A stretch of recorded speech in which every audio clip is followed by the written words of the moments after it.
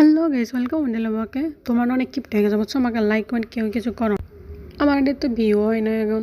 আগে তো তারপরে 4-5 হইতে এখন তো একটা হয় না কেন বলো তো। এই শোনো তোমাদের বলতেছে লাইক কমেন্ট অবশ্যই করে যাবা। আর তো লাইক কমেন্ট না করতে পারো আমাকে বলো, আমাকে বলবা, তাহলে টেনশন না, আমি শিখিয়ে দেবো কীভাবে লাইক কমেন্ট করতে হয় আমাকে আর কি। আচ্ছা যাই হোক, তো চলো লাইক কমেন্ট শেয়ার অবশ্যই করবো। আর কীভাবে ব্যবসা রান্না করে ওটি তোমাদের মাঝে শেয়ার করবো। আমরা আগে অবশ্যই ব্যবসাটা সুন্দর করে সেদ্ধ করে নিই, ভাব দিই। দেখছো কত কালো হয়ে গেছে ময়লা পানি, এটা সুন্দর করে কষলে গেছলে ধুয়ে দেবো।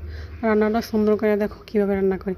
আর যে না পারো বসে শিখবা আমার কাছে, না পারলে আমি যাতে না পারি তাহলে তোমরা আমাকে বলে যাবা যে এভাবে না এভাবে রান্না করা, তাই না? তারপর তো লাইক কমেন্ট তো করো। সুন্দর করে ধুয়ে এগুলি পরে ময়লা আবর্জনা যেগুলো থাকে মানে কালো পানি, ওগুলো সব চলে যাবে অবশ্য। সুন্দর করে ধোয়া শেষ, তারপরে এখন পেঁয়াজটা দিয়ে ভাজবো। হালকা আদা রসুন জিরা সব মশলা দিয়ে সুন্দর করে কষাবা। মশলাটার সময় দেখো তেল ছেড়ে গেছে, তখন দিবা লোভ ব্যবসায় কাঁচামরিচটা অবশ্যই দেবা যার ভালো লাগে। মানে কাঁচামরিচের ফ্লেভার অনেক মজা, আমার কাছে ভালো লাগে। আমি সব তরকারিতে কাঁচামরিচ আর শুকনো মরিচ অ্যাড করে দিই, অবশ্যই দুটোটা মিক্সড। এত তারপরে পানি গপ গপ করে দেওয়া যাবে। দেখবো যে পানি শুকিয়ে গেছে গা বুঝছো নি। তাহলে মানে ব্যবসাটা আমরা একদম বুড়ির মতন মানে ভাজা ভাজা করি। এরকম কে খাওয়া অবশ্যই জানো। ভালো থাকবো।